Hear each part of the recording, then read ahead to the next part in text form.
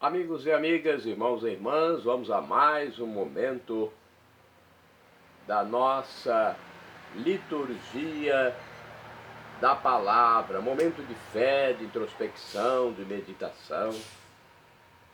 Vamos deixar Deus nos falar. Deus quer nos falar, mas respeita o nosso livre-arbítrio. Então, abra o seu coração para Deus, porque tem muita gente se perdendo. Muita gente que não vai estar com Deus na vida eterna após essa passagem provisória, porque exerce o seu livre arbítrio, sua vontade, seu desejo próprio, sua liberdade. Creia em Deus. Estou fazendo aqui a transmissão da palavra de Deus para você saber que Ele guardou um lugar para cada um de nós na vida eterna. Acesse Paulo Roberto Maciel 7919 e vai ao YouTube. Temos também o Instagram, Paulo Roberto Maciel 6 barra. O blog é repórterpaulomaciel.blogspot.com. facebook.com/barra Paulo Maciel da Rádio. Neste vídeo, a liturgia referente ao dia 18 de maio de 2024. É sábado, 7ª semana da Páscoa, no ano B, em que se enfatiza mais o Evangelho de São Marcos. A cor é branca, isso na missa do sábado comum. No rito da celebração, temos a missa própria com prefácio da Ascensão, ou pode ser a cor dos paramentos vermelha, na memória facultativa de São João I, Papa e Mártir. Ok? E tem no sábado também a vigília de Pentecostes. Aí é outra celebração, tá bom? Vamos ver o que nós podemos fazer neste vídeo. Só posso dizer que a reflexão eu farei apenas da leitura do sábado, não as da vigília, tá bom? Porque são muitas leituras. Vamos à primeira leitura da missa comum. Leitura do livro dos Atos dos Apóstolos, capítulo 28, versículos do 16 ao 20 e do 30 ao 31. Quando entramos em Roma, Paulo recebeu permissão para morar em casa particular com um soldado que o vigiava. 3 dias depois, Paulo convocou os líderes dos judeus. Quando estavam reunidos, falou-lhes: Irmãos, eu não fiz nada contra o nosso povo, nem contra as tradições de nossos antepassados. No entanto, vim de Jerusalém como prisioneiro e assim fui entregue às mãos dos romanos. Interrogado por eles no tribunal e não havendo nada em mim que merecesse a morte, eles queriam me soltar. Mas os judeus se opuseram e eu fui obrigado a apelar para César sem nenhuma intenção de acusar minha nação. É por isso que eu pedi para ver-vos e falar-vos, pois estou carregando algumas algemas estou carregando estas algemas exatamente por causa da esperança de Israel. Paulo morou 2 anos numa casa alugada. Ele recebia todos os que o procuravam, pregando o reino de Deus. Com toda a coragem, sem obstáculos, ele ensinava as coisas que se referiam ao Senhor Jesus Cristo. Palavra do Senhor, graças a Deus. Vamos ao Salmo responsorial da missa comum de sábado, Salmo 10º. Pode ser também Salmo 11º, se for na Bíblia hebraica, o 10º na Bíblia Vulgata. Os versículos são 4º, 5º, 7º, refrão 7º-B. Ó Senhor,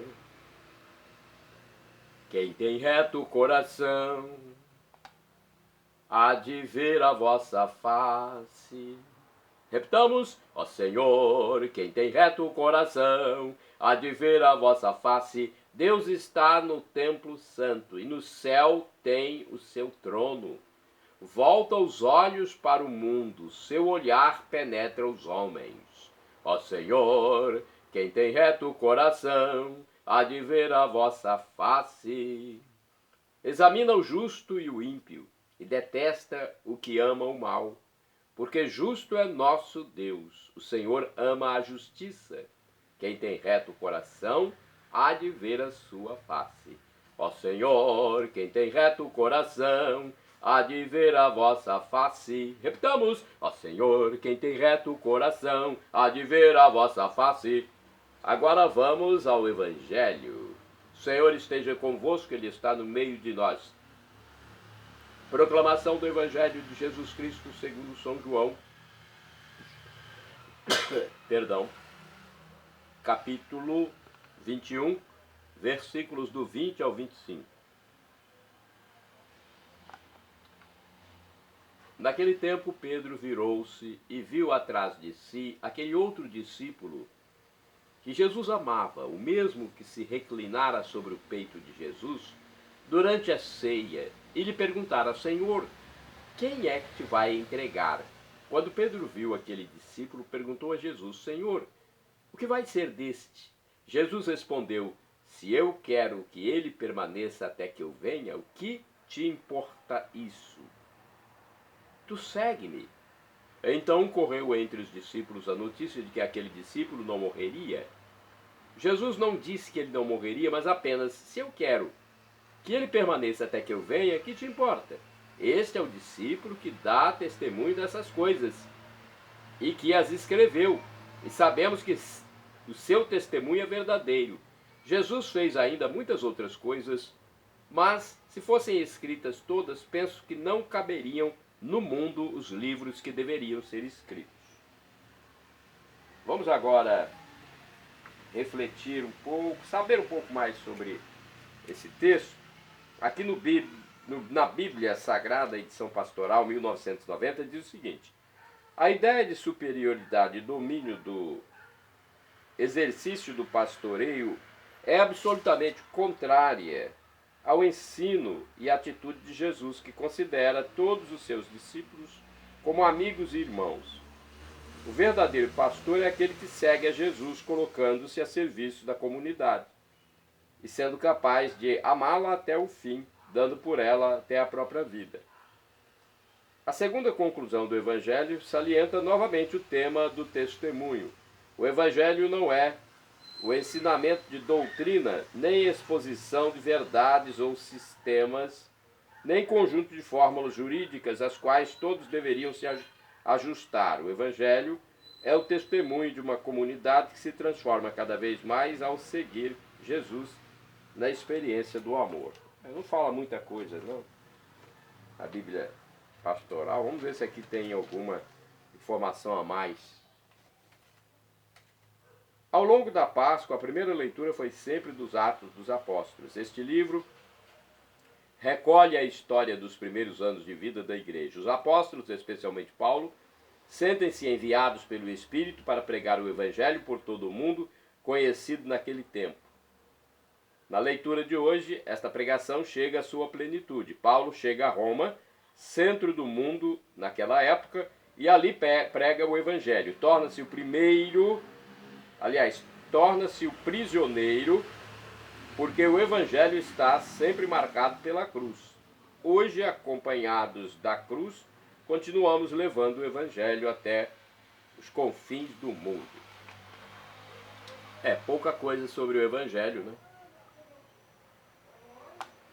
Mas o importante hoje é a vigília de Pentecostes, além da missa comum, também é importante. Vamos às leituras da vigília de Pentecostes, então. Primeira leitura do livro do Gênesis, capítulo 11, versículos do 1 ao 9. Toda a terra tinha uma só linhagem e servia-se das mesmas palavras. E aconteceu que, partindo do Oriente, os homens acharam uma planície de terra de Senaar, e aí se estabeleceram. E disseram uns aos outros: façamos tijolos e cozamo-los ao fogo. Usaram tijolos em vez de pedra e betume em lugar de argamassa. E disseram: vamos, façamos para nós uma cidade e uma torre cujo cimo atinja o céu. Assim ficaremos famosos e não seremos dispersos por toda a face da terra. Então o Senhor desceu para ver a cidade e a torre que os homens estavam construindo.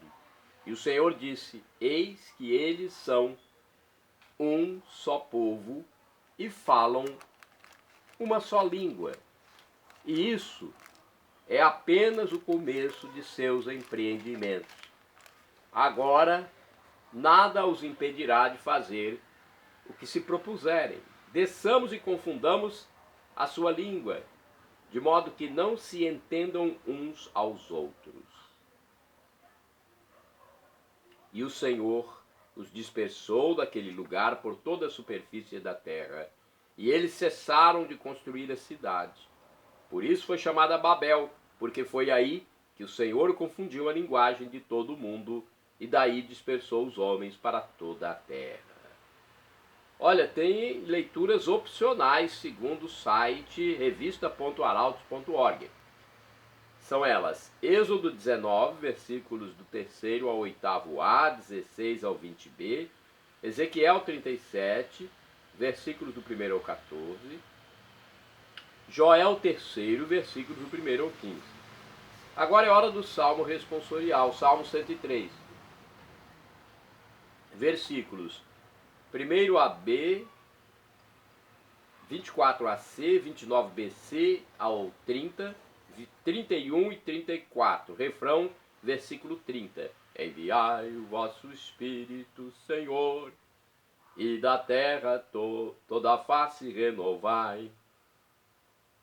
Enviai o vosso Espírito, Senhor, e da terra toda a face renovai. Bendize, ó minha alma, ao Senhor.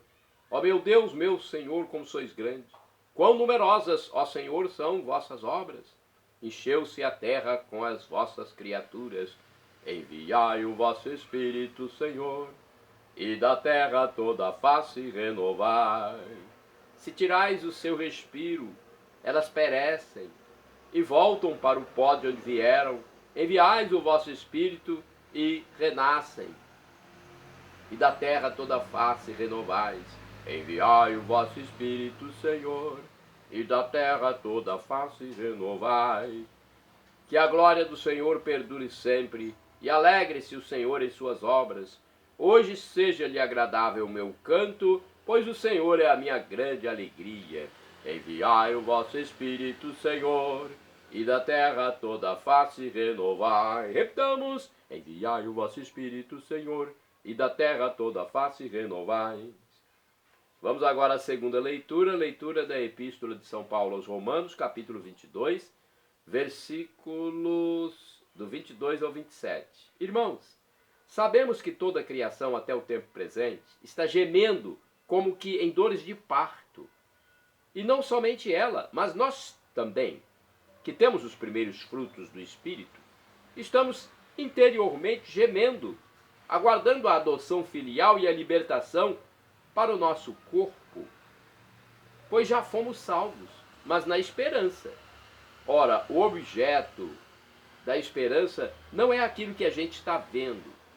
Como pode alguém esperar o que já vê?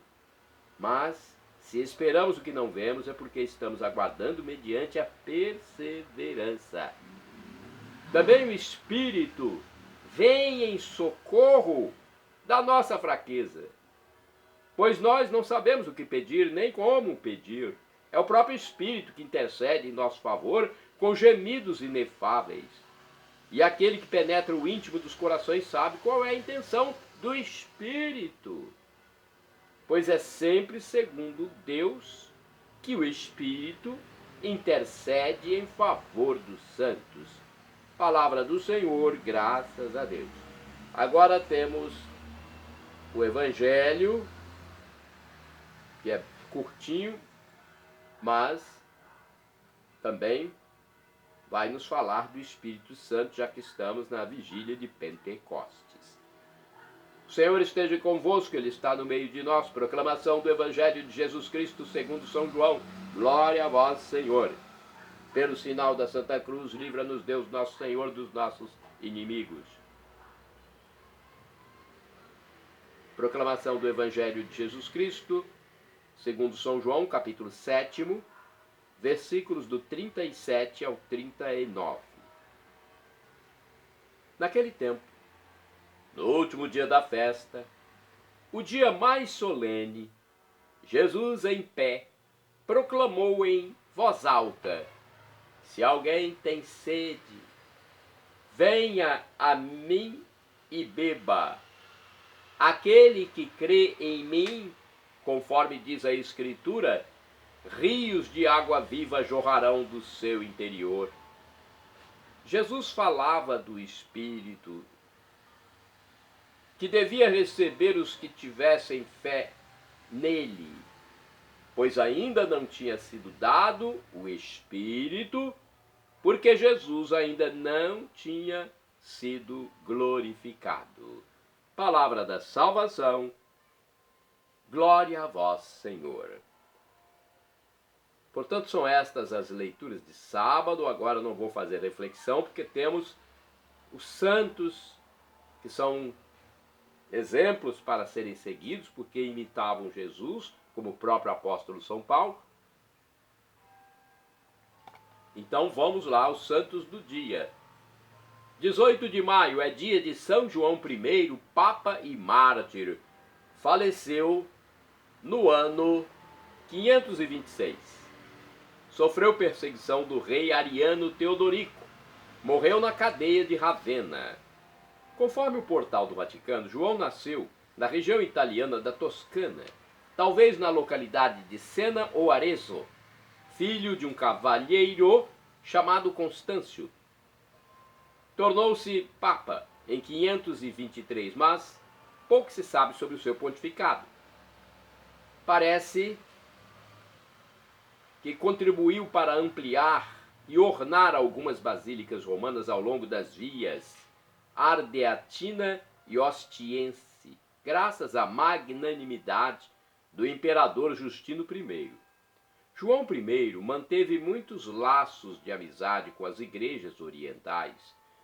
Foi sucessor do Papa Hormisda, que teve a capacidade de pôr fim ao cisma entre Roma e Constantinopla, graças à colaboração do imperador romano do Oriente, Justino I, tio de Justiniano. O cisma eclodiu em 484 por culpa de Enoticon, uma nova elaboração da fé por obra do imperador Zenão e do patriarca de Constantinopla, Acácio, que tentaram um compromisso impossível entre a fé católica e a heresia monofisita, que defendia uma única natureza de Jesus Cristo, a divina. O novo Papa, no entanto, teve que se deparar mais com o arianismo, que defendia a natureza divina do Filho inferior à do Pai. Os godos que reinavam na Itália e seu rei Teodorico eram de fé ariana.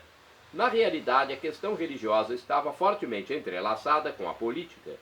Em 523, o imperador do Oriente, Justino I, que tinha grande consideração pelos católicos, promulgou um decreto muito severo contra os arianos do Oriente, que os obrigava a se retratar e a devolver aos católicos as igrejas ocupadas e os bens confiscados durante as invasões. Ele proibia também de ocuparem qualquer cargo civil ou militar. Teodorico estava disposto a aceitar tais disposições. Era verdade que ele reinava em outro lugar, mas não podia ignorar o fato de que os seguidores da sua própria fé tivessem semelhante tratamento onde quer que seja. Sua irritação aumentou ainda mais porque, pelo contrário, em seu reino havia feito muitas concessões aos católicos. Além disso, a aproximação entre Constantinopla e a Santa Sé lhe causava medo. Então, em 524, compôs uma delegação para ser enviada a Constantinopla, da qual tomavam parte legados romanos, mas também alguns bispos, como o de Fano, Ravenna e Capua, obrigando o Papa João I a guiá-la.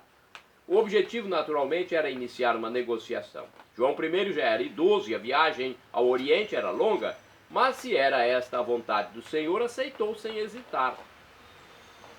O pontífice, de fato, temia que sua recusa pudesse representar uma represália contra os católicos de Roma.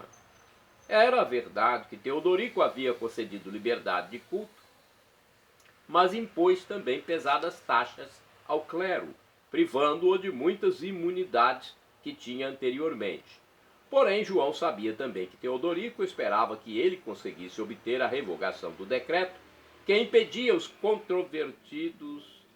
convertidos ao catolicismo retornar ao arianismo. Ao chegar a Constantinopla, João I foi recebido com as maiores honras, presidiu as celebrações do Natal e da Páscoa e obteve algumas concessões para os arianos, mas não todas aquelas que o rei dos godos lhe havia pedido.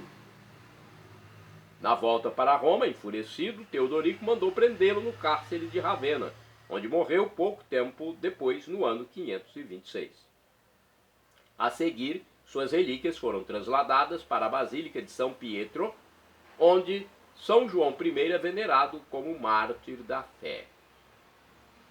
Santo do dia 18 de maio.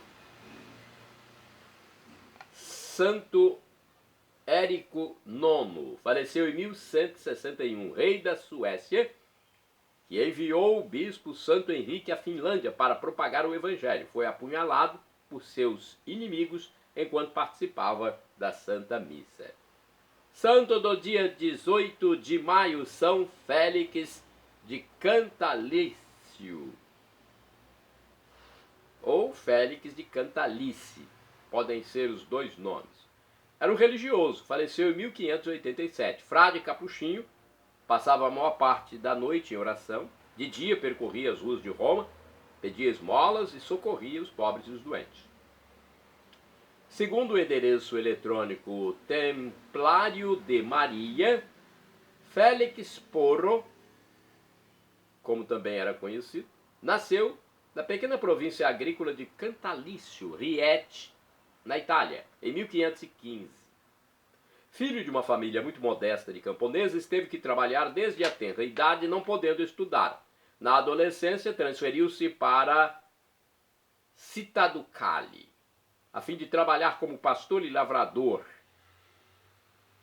Lia sobre a vida dos padres, lia sobre o Evangelho, praticava a oração contemplativa associada à penitência e à caridade cristã, ou seja, tinha uma vida dedicada ao espiritualismo. Aos 38 anos de idade, entrou para os capuchinhos. Em 1545, depois de um ano de noviciado, emitiu a profissão dos votos religiosos no convento de Monte São João, na primeira geração dos capuchinhos. No início da vida religiosa, passou entre os conventos de Monte São João, Tivoli e Palansana de Viterbo, e no fim de 1547 se transferiu definitivamente para o convento de São Boaventura em Roma, sede principal da ordem, onde viveu mais 40 anos, sendo chamado de Frei Félix de Cantalice. Nesse período, trajava um hábito velho, tendo nas mãos um rosário e nas costas um grande saco que fazia pender o corpo cansado. Ele saía às ruas para esmolar ajuda para o convento. Adultos, velhos e crianças, pobres e ricos, o veneravam, tamanha era sua bondade e santidade. A todos e a tudo agradecia sempre com a mesma frase: Deo gracias. Deo gratias. Ou seja, graças a Deus. Mendigou antes o pão, depois, até a morte, vinho e óleo para os seus frades. Em vida foram muitos os prodígios, curas e profecias atribuídos a ele, testemunhados quase apenas pela população, pois os frades não julgavam oportuno difundi-los. Mas quando ele morreu, ficaram atônitos com a imensa procissão de fiéis que que desejavam se despedir do amado Frei, ao qual, juntamente com o Papa Sixto V, proclamavam os seus milagres e as suas santidades. Conviveu com muitos frades e religiosos ilustres, sendo amigo pessoal de Felipe Neri, Carlo Borromeu. São Carlo Borromeu é um outro santo. E do Papa Sixto V, ao qual predisse o seu papado. No dia 18 de maio de 1587, aos 72 anos, depois de 8 anos de sofrimentos, com uma doença nos intestinos e tendo uma visão da Santíssima Virgem, Frei Félix de Cantalice deu seu último suspiro e partiu para os braços do Pai Eterno. O Papa Clemente XI o canonizou em 1712. O corpo de São Félix de Cantalice repousa na Igreja da Imaculada Conceição, em Roma. Santo do dia 18 de maio, Beato Burcardo. Foi presbítero, ou seja, padre, sacerdote. É do século XII. Burcardo foi um zeloso sacerdote suíço em Beinweiler. Destacou-se pela digna e piedosa administração dos sacramentos. Digna e piedosa administração dos sacramentos. Olha só. Santa do dia 18 de maio, Beata Blandina Merten. Foi uma virgem, faleceu em 1918. Foi religiosa da Ordem de Santa Úrsula. Faleceu em Mergentheim, na Alemanha. Santo do dia 18 de maio, Beato Martinho Opzadek. Foi um presbítero e mártir. Faleceu em 1942. Presbítero é o mesmo que padre ou sacerdote. Martinho Opzadek foi religioso da Ordem dos Frades Menores, morto na Câmara de Gás de Hartheim, na Áustria. E isso aconteceu por causa da sua fé em Cristo Jesus. Santo do dia 18 de maio, Beato Stanislau Kubista, presbítero e mártir. Faleceu em 1942. Morreu nas câmaras de gás do campo de concentração de Dachau, na Alemanha. Escreve-se Dachau, mas a pronúncia é Dachau, na Alemanha. Então, Beato Stanislau Kubista, um mártir de Cristo Jesus. Shalom Adonai é uma expressão hebraica que significa a paz de Deus, é o que eu desejo para todos vocês, meus irmãos e irmãs. El Shaddai, Deus onipotente, o Deus do impossível. El Shaddai. Peça e você receberá se for para o seu bem. O professor e escritor de mais de 100 livros da Igreja Católica, Felipe Rinaldo Queiroz de Aquino, em seu canal no YouTube, ele responde às nossas dúvidas. E houve a pergunta: quando suplicamos a Deus, o que ele responde? O professor Felipe Rinaldo Queiroz de Aquino disse que Deus pode nos dar uma dessas 3 respostas: sim, não ou espere. A que for melhor ele nos dará, afinal de contas é o nosso Pai Eterno, nosso divino Pai Eterno. E todo pai quer o melhor para o filho, até mesmo quando dá um não. E agora do aramaico eu clamo Maranatá, como dizemos nós católicos, ou Maranata, como dizem nossos irmãos separados, os evangélicos ou protestantes. Não importa a pronúncia, o significado é o mesmo. A parousia, juízo final, a volta de Jesus. Um dia ele voltará. Muitos passarão a viver em comunhão com ele para sempre, com Jesus, que é a segunda pessoa da Santíssima Trindade, com Deus Pai e com o Espírito Santo, além dos anjos de Deus e de todos os salvos, todos os santos. Infelizmente, muitos também irão ser banidos da presença de Deus. Serão banidos por conta própria, porque não quiseram ficar junto de Deus. Para estar sempre com Deus na eternidade é preciso ser batizado, arrepender-se dos pecados e crer que Jesus é Deus, esse Deus do amor infinito, que humanou-se e morreu por nós na cruz. E hoje está lá no céu, à direita do Divino Pai Eterno, nos aguardando. Perdão, Senhor, pelos meus pecados passados, presentes, futuros, físicos, espirituais, pecados do pensamento, palavras, atos, omissões e me dê a vida eterna. Meu Jesus, eu quero a vida eterna convosco. @ Paulo Roberto Maciel 6 /.